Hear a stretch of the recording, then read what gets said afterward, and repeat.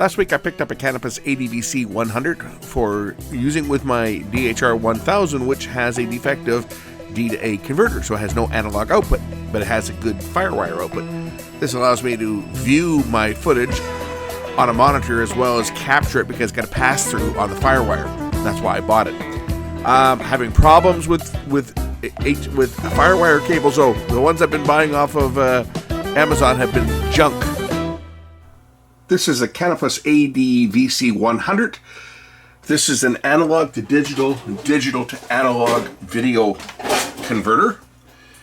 What it does is it will take analog video in, either S-video or composite, and it will turn it into a DV25 stream that was compatible with DV cameras and capture cards on computers, back when everybody had a DV input on their computer, which I still have.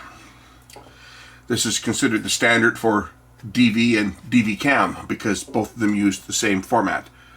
But this would allow you to take your analog sources and convert them into a DV stream and do a very good job. It even had features such as locked audio. If we look at the specs on the back here, it could do both NTSC and PAL. You could set up your NTSC setup level for 0 IRE or 7.5. Broadcast equipment used 7.5 as a standard. Locked audio mode, locked or unlocked. And you can set up the audio mode for capture for 48 kHz 16-bit or 32 kHz 12-bit. Power on input, either digital or analog, and then input select mode, manual or auto. These were quite expensive when they were new. They still go for a few dollars because they deliver a very good quality picture. On the front we've got our analog inputs, and it has a digital I/O. This can be used for input or output, a 4-pin, and on the back a 6-pin digital I/O, video in through a special connector, so you could leave it connected and have two sets of video ins, a front and a back. S-video out, composite output, and of course a standard audio input, a mini plug for audio input. I picked this unit up specifically for one purpose, and that's because my DHR1000, the analog output is not functional. And the beauty of this little board, or this little device, is that I can plug it in, feed video in either through the 6-pin or the 4-pin, and it will give me video out, but the other one is also active. So in other words, if I, for example, plug my DHR1000 in using a 4 to 6-pin cable, it will pass the signal through to the DV output, which then I can take into the computer. That way I can have a monitor so I can see what's on the tape before I actually capture it, and I can capture it on the computer while monitoring it on a larger monitor. Because when you're capturing on the computer, you get a little window like this, right? You can't really see what you're doing. And I'm not generally editing tapes. I'm capturing tapes for customers. I'm not editing them. But I want to be able to check the quality, and I don't want to have to go back and, after it's captured, look at the actual playback on a computer screen. It's much easier if I can just see it on a monitor. That's why I got this, so that I can see what's going on a larger monitor while I'm capturing it. And this has that capability. And that's why I picked it up. And this is the one I'm having all the trouble with all the different cables. So I want a second cable. I've already got a 4 to 6-pin going into my computer, so it'll plug in the front here. And I wanted a 4 to 6-pin on the back so I can loop through it. And all these buddy cables I've been buying have not been working. I'll demo it at the end. I can plug my Sony cable in from my computer and plug it in directly, and it will work. I'd take the cable off my computer and plug it into this, and my DHR1000 plays perfect. My DHR1000 also plays perfect if I plug it into the 4-pin input on my old vintage Sony cables. But the brand new cable, I've bought 3 of them, and none of them work. Not only do they not work with my DHR1000, but they also do not work with my Digital 8 camera and other cameras I've tried. The 4 to 6-pin does not work on these modern cables I've been buying, but it works fine with the classic Sony cable. Go figure that one out. Obviously, the cables they're selling these days are just not as good as the original ones. And I really don't know why they're not working, but they're not. I've got another one coming. We'll try one more. I'm getting tired of shipping them back to Amazon. Usually it's just take it into the local Staples store and scan a code, but the last one they did, The last one I got to ship back. I'm taking it back tomorrow. They told me I had to take it. They printed out a waybill for me. I had to take it to the UPS store because it had to be shipped back by UPS. And I put it back in the original Amazon bag, and the guy refused it. He says, no, we can't accept that. We need it in a box. So he sent me home to put the cable into a box. I'm going to put it into a box that's about 3 feet by 3 feet. I'm going to find the biggest goddamn box I can find and put it in there and say, well, here's the box. He said, oh, that's the only box I had. No, I'm not buying one. You can send it back in that because that was ridiculous. Anyway, let's take a look at what's inside this gadget, because there's a lot going on inside here. As you can see, it's loaded with chips. It's also loaded with our favorite caps. I didn't think they'd have these in here, but it does. It has lots of caps. Quality checked by CANOPUS made in Japan. It's an NEC chip. But there is the internal workings to this unit. You know what that means, right? These are going to give trouble at some point, I'm sure. So as you can see, there's a fair bit going on in here. It's got lots of parts, a lot more parts than I thought it would have. I figured the part count would be a lot less than this, but it has a lot of parts in it, and it is a quality unit. It turns out a really good picture. Really impressed with the quality that I'm getting off of this unit. Looks like it's got some custom chips in here too. Give you guys a close-up so you can see the chips in here.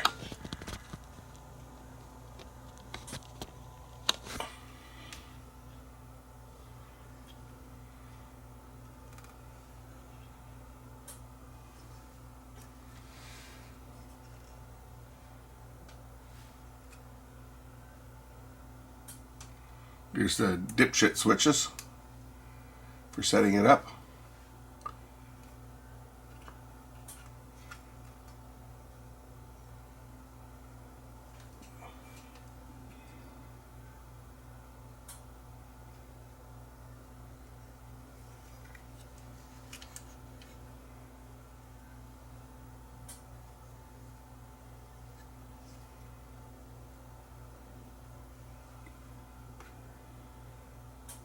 And yes, I'm fully aware that you can, 2001, that's when these were around.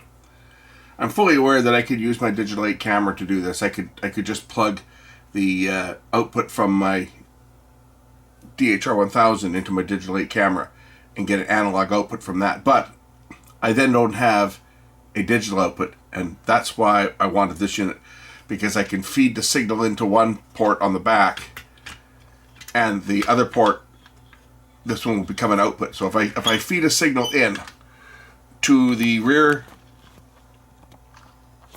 port on the back, then I can get a signal out of here, and vice versa. If I feed a signal in here, I can get a signal out of this one.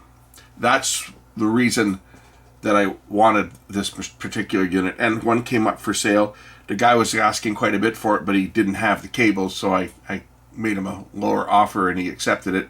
And then I find another one that comes up on Facebook. I find the Sony version of this was less. Somebody's selling the Sony version for less money, because Sony had one that did the same thing as well. It might not be a bad idea to snag that one while I can too, because these units tend to get snapped up pretty quick when they show up on places like Marketplace, especially when people aren't asking $200 or $300 for them. Because I've seen a few of them that people are asking that kind of money for, and they're not worth that. And something like this is worth maybe $60 to $100.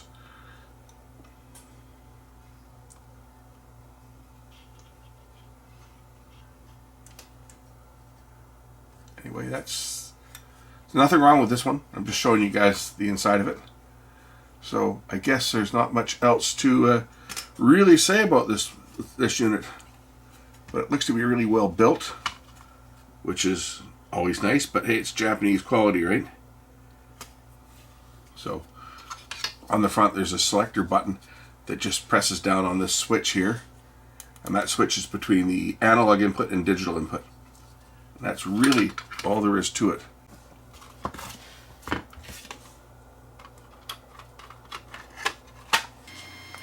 This is a FireWire cable I got off of Amazon. And this is like the third one. I swear they're all coming out of the same factory. It looks like this. Okay. I'm going to plug this into my DV deck, and I'll show you what happens with this cable. And I'll also show you my Sony original cable that I've got plugged in now that works. And I've got two different types of cables. This is a 6-pin to 4-pin. I have a Sony 6-pin to 4-pin that works perfect, and a Sony 4-pin to 4-pin that works perfect. And I bought this one for my my converter box because it's got both 4 and 6-pin inputs and outputs on it. But you also use it. I bought the converter box to use with my my DHR1000 that the built-in D to A converter was no good. So I have no picture on the monitor. So I picked up a converter box so that I could feed the signal through it and see it on my monitor before I capture. That's why I bought this cable. So it doesn't work, as we're going to see. I'll show you on the monitor what happens. So this is my DHR1000 that the analog output does not work on, but the FireWire does. So I've got this CANOPUS FireWire to AV Digitizer. It's got the 6-pin on the back as well as video out and S video out and in, and on the front it's got the 4-pin. Now I just so happen to be connecting it with the 4-pin right now because this is a 4-pin to 4-pin. But the 6-pin is exactly the same. If I were to crawl under the desk and unplug the 6-pin from my computer and plug it in here, it works exactly like this. So for those that are going to claim that, oh, it's just because you're using a 6-pin and there must be a problem. No, there's not. And if you don't believe me, then I really don't give a shit, okay? I'm not going to crawl under my desk and show you it working just for the sake of showing you it working. I can assure you that it does work. However, and it works just fine. Here's the picture coming off the DV output from the deck into the DV input on the converter. As you can see, it works perfect. No issues whatsoever. Sound is good.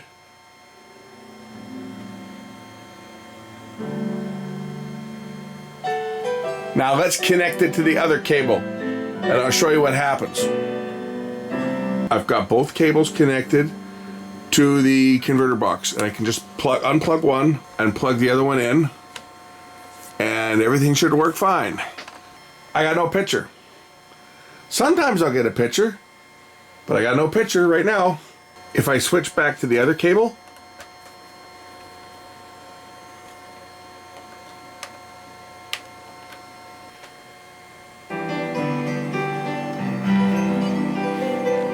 no problem. Let's see how it handles copy-protected analog tapes. Here's passing a signal through from a VHS tape, and we're going to try to record it and see whether it will. The analog pass-through from this does not look good. We'll see if it passes a signal or whether it blocks the signal. I have a sneaking suspicion it will not record because this light keeps coming on. The status light will blink on and off. There, it went off, and the picture improved. So when it's detecting a macrovision signal, that status light detects it, and it'll probably block the recording. We'll see. It does indeed record, but it also records with the blinking picture. Watch. See? Now it goes to full brightness. It just cuts up and down. And here's how non-copy protected VHS material looks. It actually looks very good. Yeah, no problem with that picture. That looks fantastic. So hopefully the next cable that arrives will be one that I'll actually be able to use with it. One thing I didn't try was I didn't try putting the bad cable on the computer to see what happens on that. I only tried the bad cables on this one.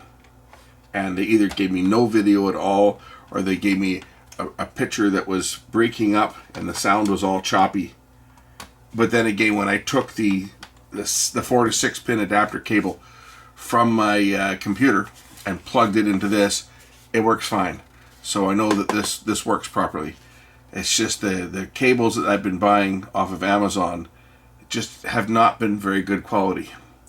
And I've gone through 3. My 4th one is on the way now. We'll try the 4th one. Maybe I'll be lucky. Maybe I'll get one that actually will work. But there it is, a little CANOPUS ADVC100. It converts analog video, composite or S video, to a DV stream and vice versa. And you can leave it in line. So I can plug the VCR in here, plug a monitor into the back, and it'll give me a stream out as digital into the computer.